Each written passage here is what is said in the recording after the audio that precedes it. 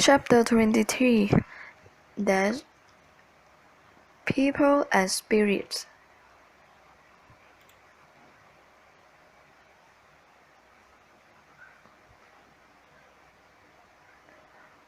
There comes a time in every boy's life when he wants to hunt for gold and silver that pirates have put deep in the earth. This desire suddenly came to Tom. He tried to find Joe Harper but failed. He tried to find Ben Rogers but Ben has gone fishing. Then he met Huck's feet. Tom took him to a place where they could be alone and he explained. Huck agreed. Huck agreed to do anything that would require time but not money.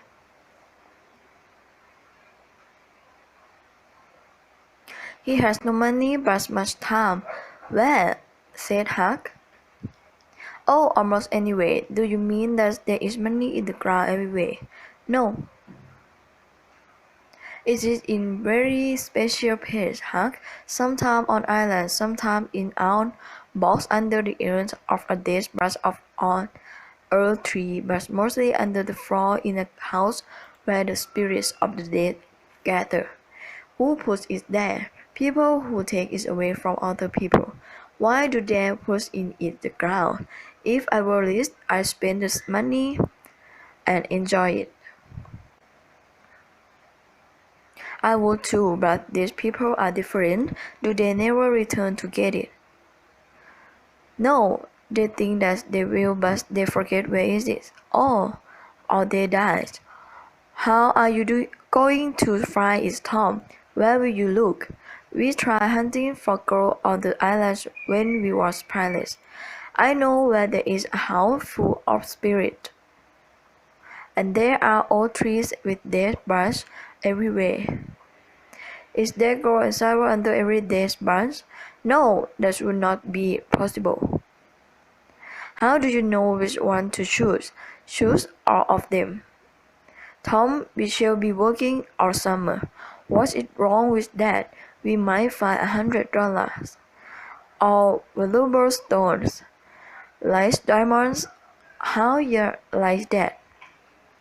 Huck's eyes were shining. Give me the $100 and you can have the roller stones like diamonds. Have you ever seen a diamond, Huck? I do not remember that I have. Kings have diamonds, and I have heard that some of them are worth $1 or more. Kings have hundreds of them. I do not know any kings, Tom. If you go to Europe, you will see them jumping around. Do they jump? Jump? No. Why did you say that they jump? Oh, I missed that. You will see kings everywhere. Not jumping. Why should they jump? But you will see many of them. The boys got some cradling things used for making holes in the earth. Then there was 3 miles to an old tree with a single dead branch. They were very hot, and they sat in the shade of another tree to rest and smoke. Tom says, Huck, if we get some money, what will you do with it? Spend it, before my father takes it, and spend it. What will you do with yours? I will you marry. Marry? Tom, you would be a fool. Think of my father and my mother. Fight? They were fighting all the time, I remember. The girls I marry won't fight. Tom, they are all the same. Who is she? I won't tell you now. If you marry, I will be more lonely than I am now. No, you won't. You will come to live with me. Now we must start working. They worked for half an hour. They found no box of money in the holes that they were making. They worked for another half hour, but Huck says, is the money always so deep in the ground? Not always. First, this is not the right place. They began on the other side of the tree. They worked without talking for a while. Then Huck stopped to dry his face and said, where do we try next? There is an old tree of carved here behind Mrs. John Gates' house. That might be a good place. But once she takes the money away from us, is it her land? If you find money in the ground, it belongs you. It does not belong to the owner of the land. That's what fine. The work continued. After a while, Tom says, "We must be in the wrong place again." Oh, and I understand what a fool I was. We must know where the chest of the dead brush is under the light of the moon in the middle of the night. That is where we must hunt for the money. The boy stopped his work and returned to the tree that night. It was a lonely place. They talked little. When they felt that the light hour had come, they found the chest in the moonlight under the brush and began to work.